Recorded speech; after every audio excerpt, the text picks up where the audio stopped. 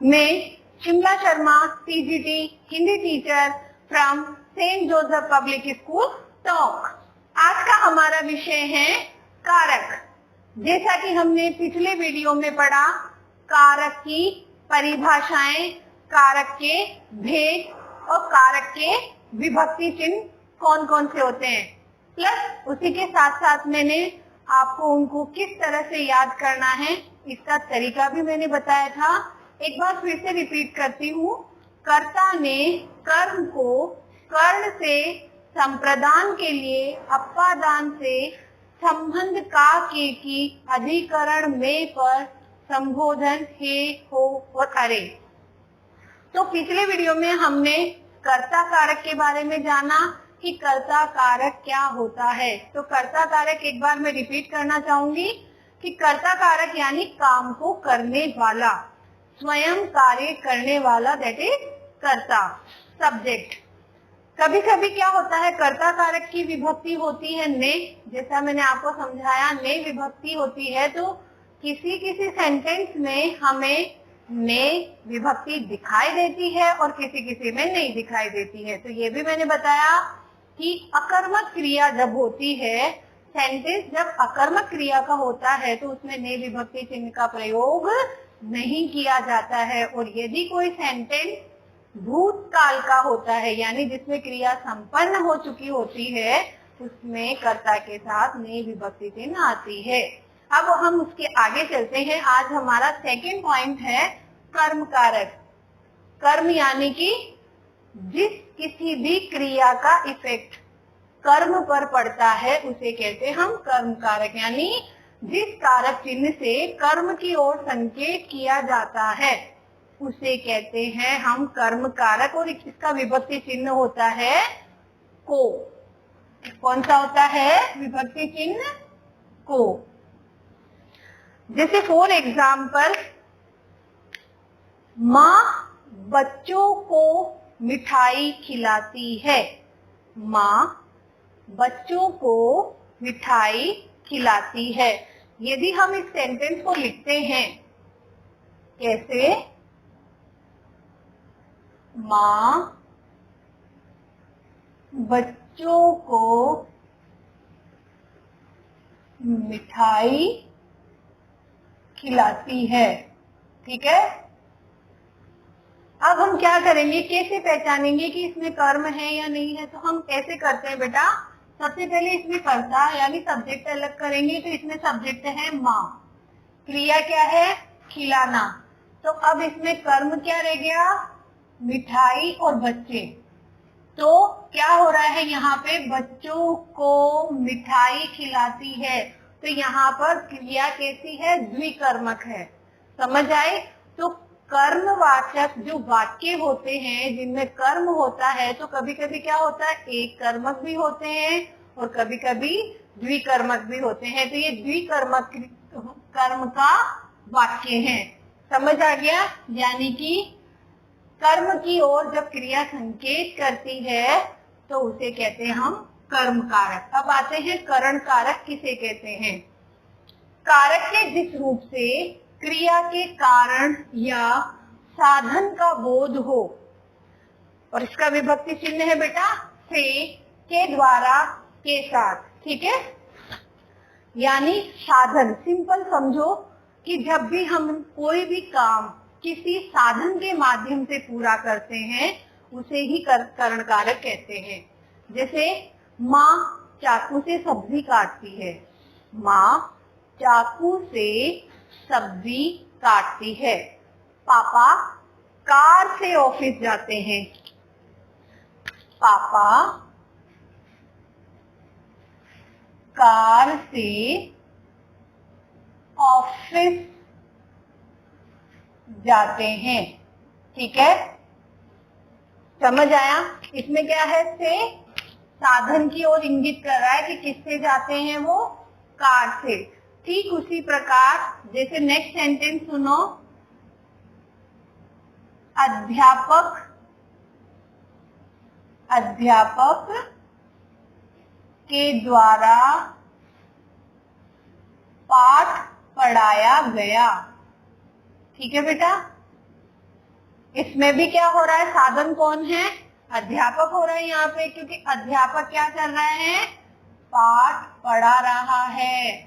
तो जिसके माध्यम से कोई कार्य संपन्न होता है, जिस साधन से कोई कार्य संपन्न होता है, उसे ही हम कहते हैं करण कारक। नेक्स्ट है संप्रदान कारक, कि जिस विभक्ति चिन्ह से कर्ता द्वारा किसी अन्य के लिए कार्य किए जाने का बोध हो। सिंपल बताती हूँ कि जब भी हम कोई काम किसी के लिए करते हैं, वहां पर आता है बेटा संप्रदान कारक। इसका विभक्ति चिन्ह होता है के, लिए और को। ठीक है, इसका विभक्ति चिन्ह होता है के, लिए और को। वापस सुनो, संप्रदान कारक में क्या होता है कि सब्जेक्ट के द्वारा, कर्ता के द्वारा किसी के लिए जब कोई कार्य किया जाता है, उसे कहते हैं हम संप्रदान कारक। फॉर एग्जाम्पल, जैसे पापा दादी के लिए दवा लाए। पापा दादी के लिए दवा लाए।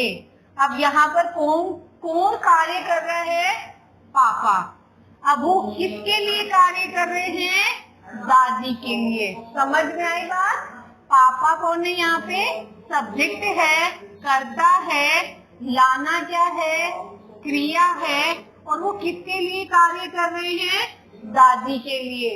एक एग्जाम्पल और देखो, मैं आज अरुण को किताब दूंगा। मैं आज अरुण को किताब दूंगा।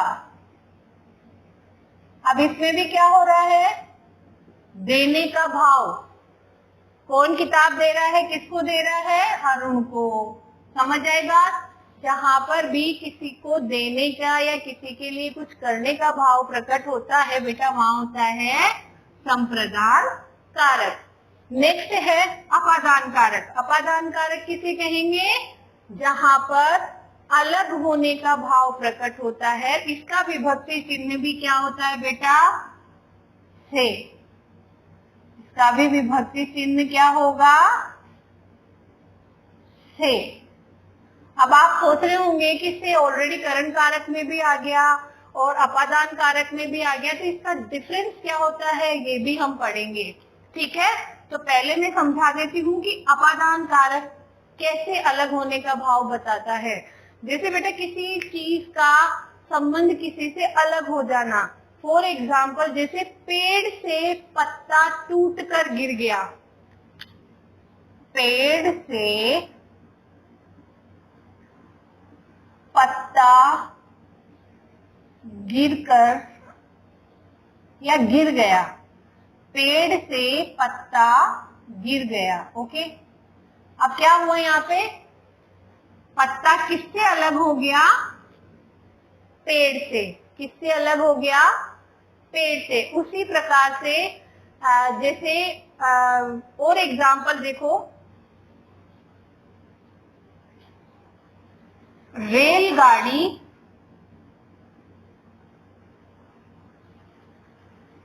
स्टेशन से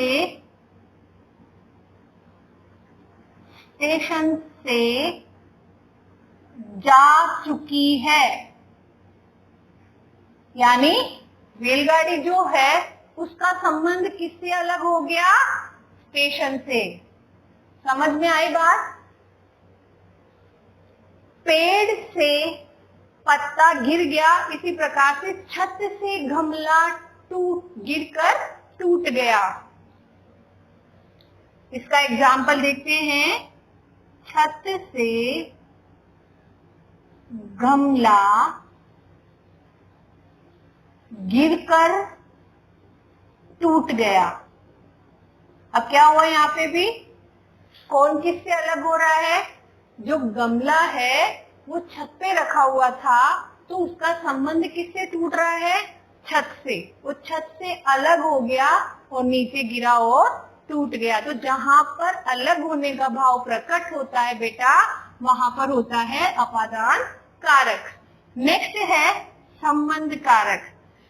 जिस कारक चिन्ह या परसर्ग से संज्ञा या सर्वनाम के साथ किसी दूसरे व्यक्ति या वस्तु के संबंध का बोध होता है, उसे कहते हैं हम संबंध कारक सर्वनाम। जैसे फॉर एग्जाम्पल देखो, और इसका विभक्ति चिन्ह क्या होता है, मैंने आपको ऑलरेडी बता रखा है, का, की, के, इसी प्रकार से ना, नी, ने, रा, री, रे। ओके, अब एग्जाम्पल देखो, जैसे आज शाम का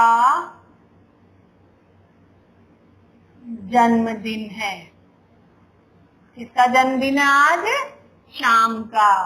तो समझ में आ रहा है कि कारक चिन्ह या परसर्ग से संज्ञा या सर्वनाम के साथ किसी दूसरे व्यक्ति या वस्तु के संबंध का बोध हो। यहाँ पर किसका संबंध किससे है? शाम का अपने जन्मदिन से, आज उसका जन्मदिन है। ठीक उसी प्रकार देखो, हमारी अध्यापिका, हमारी अध्यापिका बहुत अच्छी है। किसका संबंध किससे है? अध्यापिका का संबंध हमसे स्थापित हो रहा है। ठीक है, उसी प्रकार नेक्स्ट एक एग्जाम्पल और देख लो।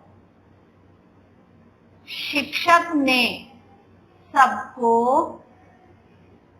उपहार दिए।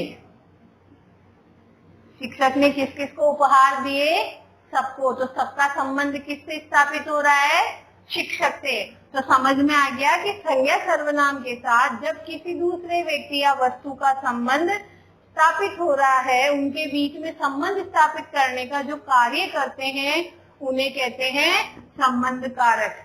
नेक्स्ट है अधिकरण कारक, यानी कि कार्य करने के स्थान का बोध कराने वाले कारक चिन्हों को कहते हैं हम अधिकरण कारक। फॉर एग्जाम्पल, और इसका विभक्ति चिन्ह क्या है? में और पर। ठीक है, में और पर। अब एग्जाम्पल सुनो।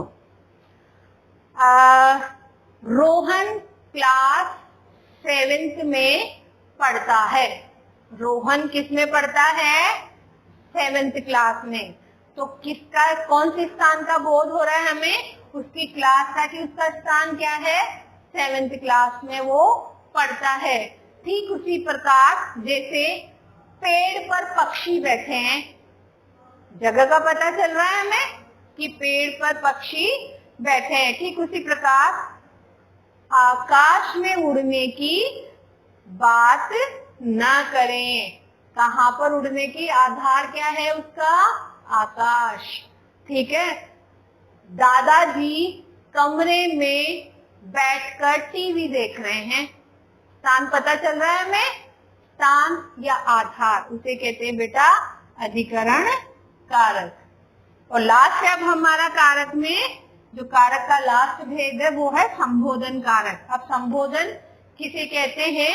यानी कि भाव को प्रकट करने वाले कारक चिन्ह। जैसे इसके विभक्ति चिन्ह है हे, हो, अरे। एक चीज और हमेशा ध्यान रखना, जब भी कभी संबोधन कारक चिन्ह का जहां पर भी प्रयोग होगा, वहां पर ये विस्मयादि बोधक चिन्ह का प्रयोग किया जाता है। समझ में आया? फॉर एग्जाम्पल सुनो। अरे वह तो मेरा दोस्त है। अरे कैसे लिखेंगे हम इसको? अरे वह तो मेरा दोस्त है। ठीक है, इस प्रकार से अरे वह तो मेरा दोस्त है। ठीक उसी प्रकार हे ईश्वर, आपने हे ईश्वर यह क्या हो गया, यह क्या हो गया। समझ में आई बात। तो जब भी हम संबोधन कारक के इन चिन्हों का प्रयोग करते हैं तो वहां पर इस विस्मयादि बोधक चिन्ह का इस्तेमाल भी किया जाता है। तो इस प्रकार से ये हो गए हमारे 8 कारक चिन्ह। अब मैं आपको मुख्य बात जो बताती हूँ वो है कारकों में अंतर। जैसे कर्म कारक और संप्रदान कारक हो गए। कर्म कारक का विभक्ति चिन्ह भी है को, और संप्रदान कारक में भी को आता है और के लिए आता है। अगर के लिए होता है तो कोई परेशानी है ही नहीं, आप तुरंत पहचान जाओगे कि यहाँ पर संप्रदान कारक है। लेकिन कभी कभी क्या होता है, को भी दिया हुआ होता है, इधर भी को है। तो यहाँ अब मैं आपको समझा देती हूँ कि बेटा कर्म कारक में क्या होती है, कर्म की प्रधानता होती है। कर्म कारक के अंतर्गत क्रिया का प्रभाव किस पर पड़ता है, कर्म पर। और संप्रदान कारक में क्या होता है कि किसी के लिए कोई कार्य करने का भाव, जहाँ पर किसी के लिए कोई कार्य करने का भाव प्रकट होता है वहां पर आता है संप्रदान कारक। जैसे मुझे आज ही राम को किताब देनी है, मुझे आज ही राम को किताब देनी है। देने का भाव हो रहा है और विभक्ति चिन्ह आ रही है को। उसी प्रकार से ये जो चिन्ह है कौन सा, कर्म कारक में जो चिन्ह है उसमें होगा, जैसे शिक्षक विद्यार्थियों को लाइन में बिठा रहे हैं, शिक्षक विद्यार्थियों को लाइन में बिठा रहे हैं। तो यहाँ पर इंपॉर्टेंट कौन है, विद्यार्थी। समझ में आया। तो ये फर्क होता है कर्म कारक और संप्रदान कारक में। नेक्स्ट हमारा करण कारक और अपादान कारक। इनमें क्या डिफरेंस होता है बेटा, इसमें भी से है, इसमें भी से है। लेकिन करण कारक में क्या होता है, ये जो कारक चिन्ह है यहाँ किसी साधन का बोध होता है जिससे हम कार्य संपन्न करते हैं, और यहाँ पर किसी चीज का किसी से अलग होने का भाव होता है। प्लस अपादान कारक में तुलना भी होती है, जैसे राम श्याम से ज्यादा होशियार है, ये अपादान कारक में आएगा। राम सांप को देखकर डर गया, वो भी इसी में ही आएगा। और अलग होने का भाव भी इसी के अंतर्गत आता है। तो आई थिंक सो आपको सारा कुछ समझ आ गया होगा। ठीक है, तो आज के वीडियो में बेटा इतना ही। मिलते हैं नेक्स्ट वीडियो में, तब तक के लिए धन्यवाद।